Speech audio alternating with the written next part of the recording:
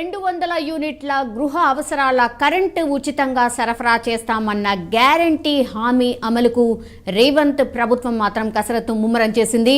ఈ హామీ అమలు వల్ల ఎంత ఆర్థిక భారం పడుతుందనే లెక్కలను విద్యుత్ పంపిణీ సంస్థలను అడిగింది. ఈ నెల 1వ తేదీ నాటికి రాష్ట్ర వ్యాప్తంగా మొత్తం గృహ అవసరాల విద్యుత్ కనెక్షన్లు 1,31,48,000కు పైగా ఉన్నట్టు లెక్కనైతే తేల్చారు. వీటిలో నెలకు 200 యూనిట్ల వరకు వాడేవి 1,05,00,000 వరకు ఉన్నాయి. ఈ కనెక్షన్ల నుంచి నెల నెల కరెంటు బిళ్లపై డిస్కంలకు సుమారు 350 కోట్ల ఆదాయం వస్తుంది. సో ఈ 1,05,00,000 ఇళ్లకు కరెంటు ఉచితంగా ఇస్తే ఈ సొమ్మంతా కూడా డిస్కంలకు రాష్ట్ర సర్కారే చెల్లించాల్సి ఉంటుంది.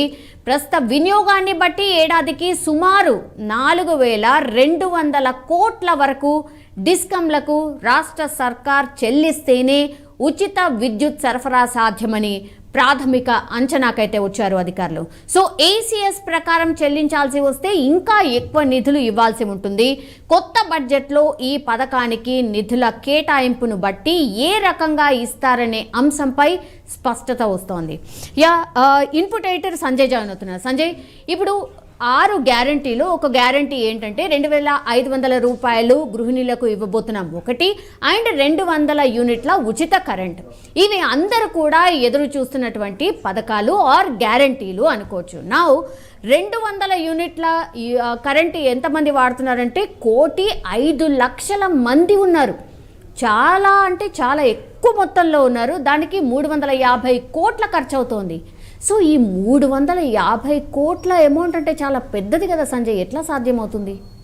సౌమ్య, మొత్తమిన కాంగ్రెస్ అంటే ఎన్నికల్లో ఇచ్చినటువంటి హామీలలో 6 గ్యారంటీలకు సంబంధించిన వాటిలో ఒకటి ఉచిత కరెంటు గృహిణులకు 2,500 అనేది ఇది అంటే బలమైనది. ఇది ఈ 2 కారణాలతోటే కాంగ్రెస్ పార్టీని అధికారంలోకి తెచ్చారు అనేసి ఒక బలమైన నమ్మకం కాంగ్రెస్ ప్రభుత్వంలో, ఇప్పటి కాంగ్రెస్ ప్రభుత్వంలో గట్టి ధీమాతో ఉంది. ఎందుకంటే మహిళలు మొత్తం, ఎందుకంటే చాలామంది ప్రతి ఇంట్లో కరెంటు అనేది కరెంటు లేని ఇల్లు లేదని చెప్పుకోవాలి. అందులో భాగంగా ఉచిత కరెంటు అంటే ఇంకా కూడా సంతోషకరమైన అంశము. అదేవిధంగా 2,500 అనేది కూడా రాష్ట్ర ప్రభుత్వము రేపు పొద్దుగాల కాంగ్రెస్ ప్రభుత్వం గెలిస్తే 2,500 రూపాయలు ఇస్తారు అనేసి ఒక నమ్మకంతో కాంగ్రెస్ పార్టీని అధికారంలోకి తేవడానికి ఈ 2 పథకాలు ఎంతో ఉపయోగపడ్డావనేసి రాష్ట్ర ముఖ్యమంత్రి స్వయాన రేవంత్ రెడ్డి దీని మీద ఒక క్లారిఫికేషన్ ఇవ్వడం జరిగింది. ఎందుకంటే ఇచ్చినటువంటి హామీలను నెరవేరిస్తే మా పైన రాష్ట్ర ప్రభుత్వం పైన మహిళలు కావచ్చు, ఓటర్స్ కావచ్చు ఒక నమ్మకం ఏర్పడుతుందనే ఉద్దేశంతో ఈ ఉచిత కరెంటు కావచ్చు, ఈ 2,500 గృహిణి అమౌంట్ కావచ్చు, ఈ 2 వీటిని అమలు చేయాలనే ఉద్దేశంతో ఇప్పుడు కొంత లెక్కలు వేస్తుంది రాష్ట్ర ప్రభుత్వము. కొన్ని లెక్కలు తయారు చేసింది. ఇప్పటి వరకు తెలంగాణలో మొత్తము టోటల్గా 1,50,00,000 కనెక్షన్లు అంటే ఇప్పటి వరకు ఉన్నటువంటి 1,50,00,000 పైచిలికి అని చెప్పుకోవాలి. ఎందుకంటే కొన్ని అంచనాలు కొన్ని వచ్చినటువంటి అంచనాల ప్రకారం ఏంటి అంటే ఇవి ఒక 3 నెలల ముందు ఇచ్చినటువంటి అంచనాలు. 1,31,00,000 అనేది ఒక 3 నెలల కంటే ముందు ఇచ్చినటువంటి అంచనాలు. ఇప్పుడు జరుగుతున్నటువంటి ఈ క్షణం వరకు అయితే ప్రతిరోజు కొత్తగా మీటర్లు అప్లై చేసుకునే వాళ్ళు వందల సంఖ్యలో, రాష్ట్ర వ్యాప్తంగా చూస్తే వేల సంఖ్యలో ఉంటారు. ఎందుకంటే అపార్ట్మెంట్లు కన్స్ట్రక్షన్ జరుగుతూనే ఉంటాయి, రకరకాల విలేజ్లలో కొత్త ఇల్లు కట్టుకుంటూ ఉంటారు. దానివల్ల ఏంటంటే ప్రతిరోజు కొత్త కనెక్షన్లు పెరుగుతూనే ఉంటారు. ఎందుకంటే విద్యుత్ వినియోగం పెరుగుతుంది అనే ఉద్దేశంతో ఈ యొక్క మనం నిన్న చెప్పుకున్నట్టు ఈ యొక్క కొత్త ఫార్మాట్ని తయారు చేశారు. ఓకే, అది సెకండరీ. ఫస్ట్ ఏంటంటే ఇక్కడ ఈ ఉచిత విద్యుత్కు సంబంధించినటువంటి ఇప్పుడు ఒకవేళ రాష్ట్ర ప్రభుత్వం ఆల్ ఆఫ్ సడన్గా 200 యూనిట్లకు లోబడి కరెంటు వాడుతున్నటువంటి కుటుంబాలు సుమారు 1,05,00,000 మంది ఈ యొక్క ఉచిత కరెంటులో అది ఉచిత కరెంటు పరిధిలోకి వస్తారు అనేసి రాష్ట్ర ప్రభుత్వం ఒక అంచనా వేసింది. ఈ అంచనా ఆధారంగానే 1,05,00,000 మందికి 1,200 యూనిట్ల లోపు ఒకవేళ రాష్ట్ర ప్రభుత్వం ఇచ్చినట్లయితే రాష్ట్ర ప్రభుత్వం పైన పడే భారం ఎంత అనేది రాష్ట్ర ప్రభుత్వం ఒక అంచనాకు వచ్చింది. సుమారుగా 350 కోట్ల నుంచి 400 కోట్ల వరకు పడే అవకాశం ఉంది అనేసి రాష్ట్ర ప్రభుత్వం అంచనా వేసింది. నిజంగా కూడా రాష్ట్ర ప్రభుత్వం పైన పడేటటువంటి ఈ యొక్క ఉచిత కరెంటు కావచ్చు అంటే ఉచిత కరెంట్ ఈ 250 కోట్లకు సంబంధించి అంటే ప్రతి నెల రాష్ట్ర ప్రభుత్వానికి వచ్చేటటువంటి అమౌంట్ ఈ 350 కోట్లు అనేది ప్రతి నెల రాష్ట్ర ప్రభుత్వానికి కరెంటు బిల్లుల రూపంలో వచ్చేటటువంటి అమౌంట్ ఒకటి. రెండవది ఏంటంటే ఒకవేళ 2200కు సంబంధించినటువంటి యూనిట్ల లోపల ఒకవేళ ఉచిత కరెంట్ అనుకుంటే రాష్ట్ర ప్రభుత్వం పైన పడేటటువంటి భారం ఎంత అంటే 4200 రూపాయలు డిస్కమ్లకు ఈ రాష్ట్ర ప్రభుత్వం చెల్లించవలసి ఉంటుంది అనేసి ఇప్పటికే ఎలక్ట్రిసిటీకి సంబంధించినటువంటి నిపుణులతోటి రాష్ట్ర ప్రభుత్వం ఒక నివేదిక తెప్పించుకుంది. వీటన్నిటిపైన కసరత్తు అయితే మొదలుపెట్టారు. ఎప్పటి నుంచి 200 యూనిట్లకు సంబంధించి అమలు చేస్తారు, దీనికి సంబంధించినటువంటి ఎవరెవరిని ఎట్లా ఐడెంటిఫికేషన్ చేస్తారు అనేది. ఎందుకంటే ఈడొక చిన్న లాజిక్ పాయింట్ మనం చెప్పుకోవాలి. ఒక ఇంటికి ఒకే మీటర్ ఉంటుంది. ఆ మీటర్లో ఏంటంటే అన్ని కలెక్షన్లు ఆ మీటర్కి ఉండడం వల్ల ఏంటంటే అది 200-300 దాటిపోతుంది. కానీ తెలివిగా కొంతమంది ఏం చేస్తారంటే 2 మీటర్లు పెట్టుకోవడం వల్ల ఒకటేంది 150 యూనిట్లు వస్తుంది, ఇంకోటి 150 యూనిట్లు వస్తుంది. అప్పుడు మనము 200 యూనిట్ల పరిధిలోకి మనం వస్తాము కనుకనే అట్లా కూడా కొంత తెలివిగా ప్లాన్ చేస్తున్నారు. వీటన్నిటిని ఐడెంటిఫికేషన్ చేస్తుంది ఇప్పటికీ ఎలక్ట్రిసిటీ డిపార్ట్మెంటు.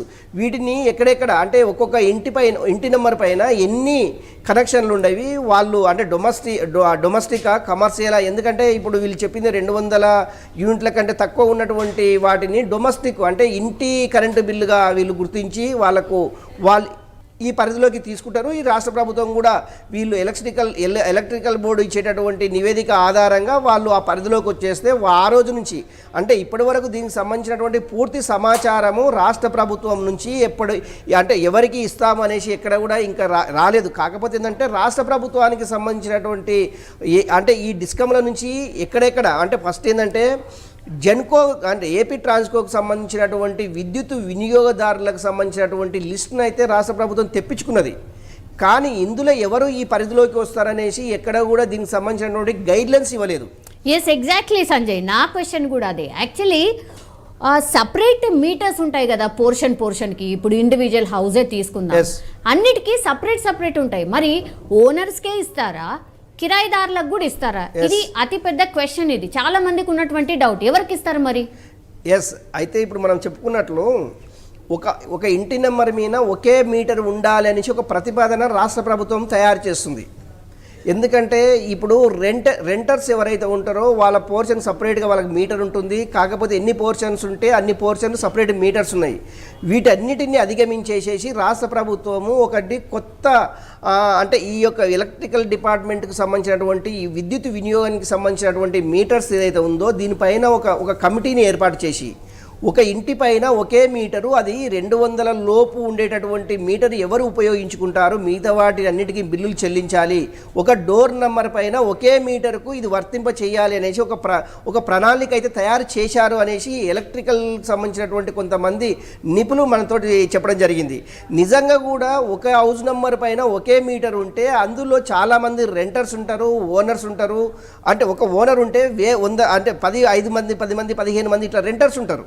నిజంగా ఎవరికి అందులో ఈ యొక్క ఎలిజిబుల్ అంటే 200 యూనిట్లకు లోపు ఉన్నటువంటి ఎలిజిబుల్ని ఎలా గుర్తించాలి అనే దాని మీద ఈ కమిటీ ఆధారంగానే ఈ యొక్క అంటే రాష్ట్ర ప్రభుత్వము అది ఎవరైతే ఏ కమిటీ అయితే ఏర్పాటు చేస్తారో వాళ్ళు ఇచ్చేటటువంటి ప్రూఫ్స్ ఆధారంగా వీళ్ళు ఎలిజిబుల్గా రాష్ట్ర ప్రభుత్వం గుర్తించే అవకాశం ఉంది. కాకపోతే దీనికి సంబంధించినటువంటి గైడ్లైన్స్ ఇంకా రాష్ట్ర ప్రభుత్వం ఇంకా తయారు చేయలేదు.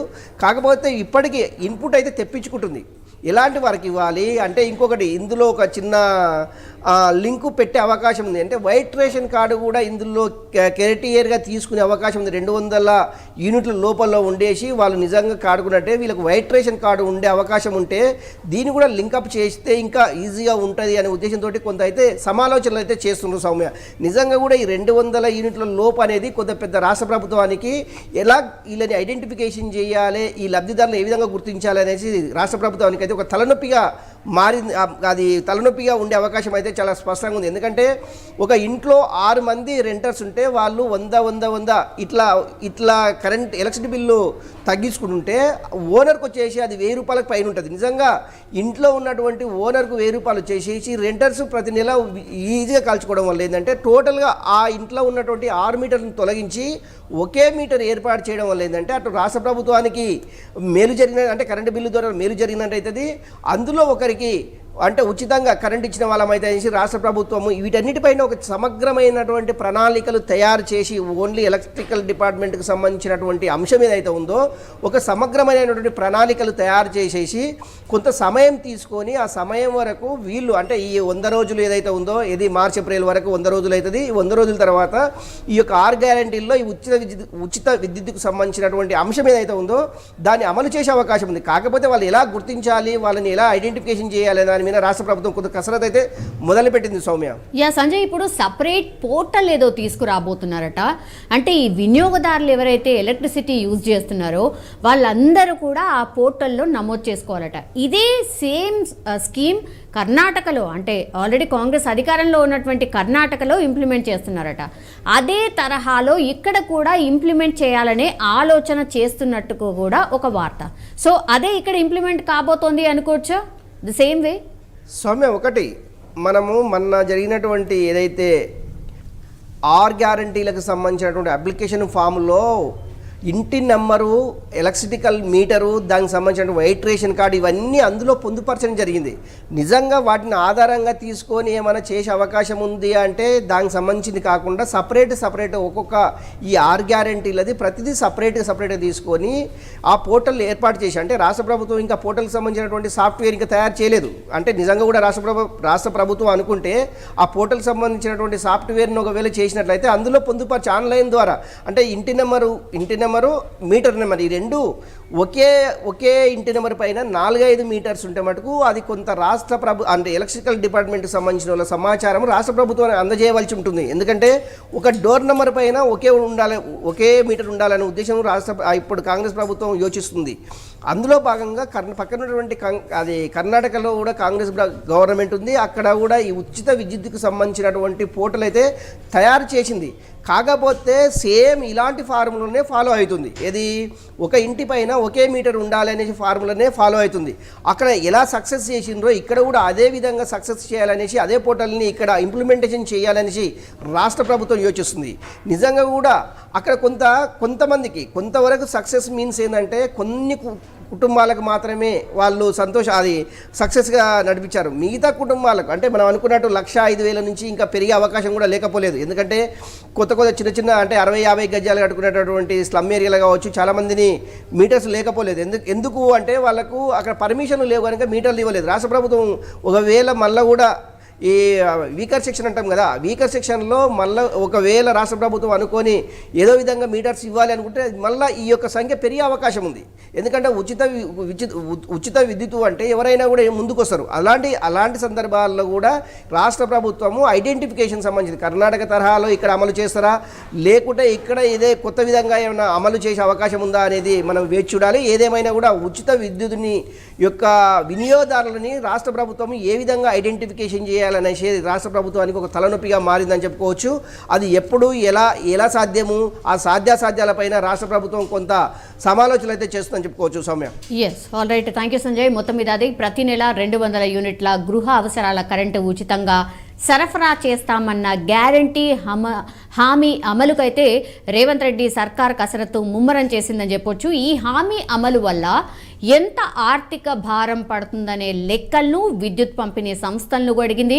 సో ఈ నెల 1వ తేదీ నాటికైతే రాష్ట్ర వ్యాప్తంగా మొత్తం గృహ అవసరాల విద్యుత్ కనెక్షన్లు 1,31,00,000 పైచిలుకు ఉన్నాయి. వీటిలో నెలకు 200 యూనిట్ల వరకు వాడేవి 1,05,00,000 వరకు ఉన్నాయి.